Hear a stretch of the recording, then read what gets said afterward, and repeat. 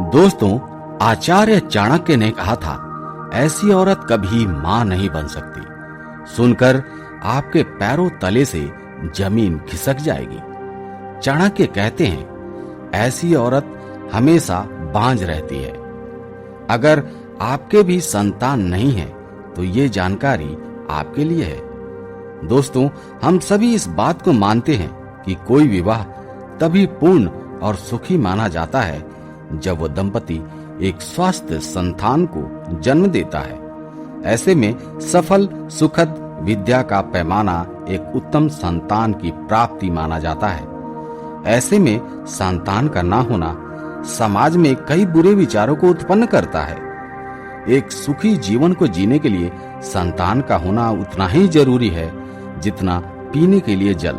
पति पत्नी के बीच संतान के ना होने से सबसे बुरे दौर से एक औरत को ही गुजरना पड़ता है।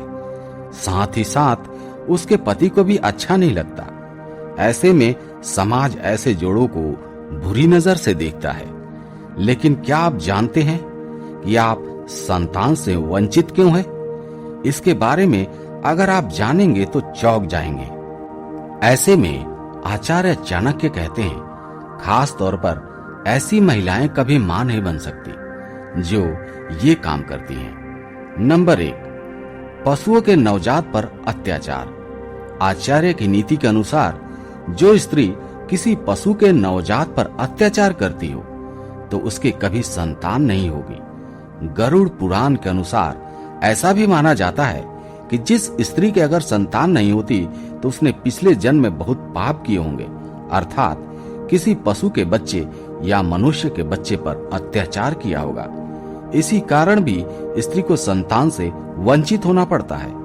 शास्त्र ये भी कहता है, जो बच्चों को पीड़ा पहुंचाता है और पशुओं के छोटे छोटे बच्चों पर जुल्म करता है, वो हमेशा संतान से वंचित रह जाता है।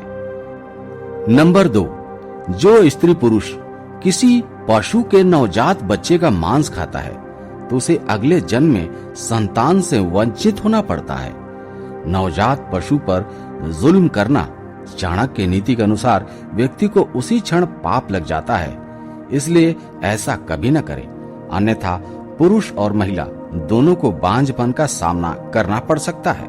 नंबर 3, शास्त्र ऐसे में क्या कहता है जब पति पत्नी दोनों में से किसी एक के कर्म बुरे हों। दोस्तों, शास्त्र कहता है, जब कोई पुरुष अपने पिछले जन्म में या इसी जन्म में किसी नवजात को कष्ट पहुंचाता है, तब दोनों पति पत्नी में पुरुष को संतान सुख की प्राप्ति तो हो जाती है, लेकिन उस पुरुष की मृत्यु जल्दी हो जाती है, जिसके कारण संतान का सुख नहीं मिल पाता।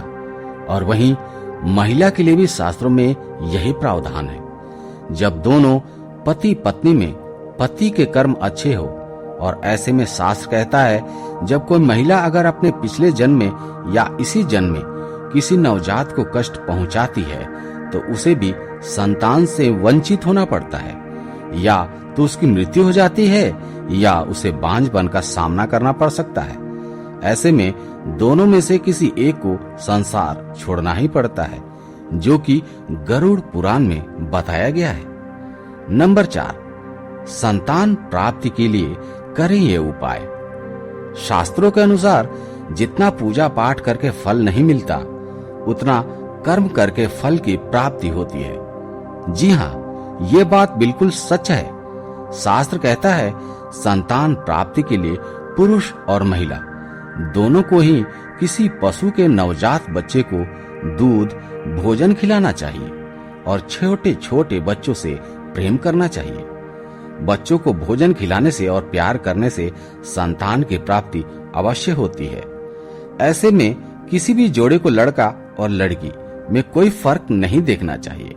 ईश्वर जो संतान आपको देगा उसी में आपको खुश रहना चाहिए, फिर चाहे वो लड़का हो या लड़की। ईश्वर की बनाई हर चीज को आप सम्मान दें, इसी में आपकी भलाई है। दोस्तों, आज का सवाल आपके लिए है, क्या आप बता सकते हैं शादी के लिए लड़की की उम्र क्या होनी चाहिए? इसका जवाब कमेंट सेक्शन में नीचे दीजिएगा। धन्यवाद।